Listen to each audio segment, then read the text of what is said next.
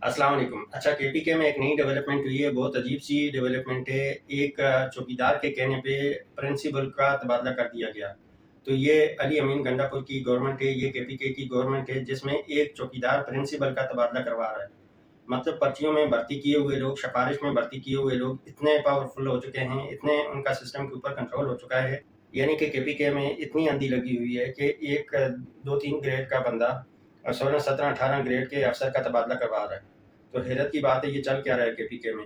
एक तो वहाँ का केपीके का सीएम एक नशई आदमी को लगा दिया गया है, और वो नशई आदमी खुद भी किसी काम का नहीं है, और उसने सूबे का भी बेड़ा गर्क करके रख दिया है। एक तो सूबे के तकरीबन तमाम इंस्टीट्यूट जो कि गवर्नमेंट के मतहत चल रहे थे, उनको प्राइवेटाइज कर दिया गया है।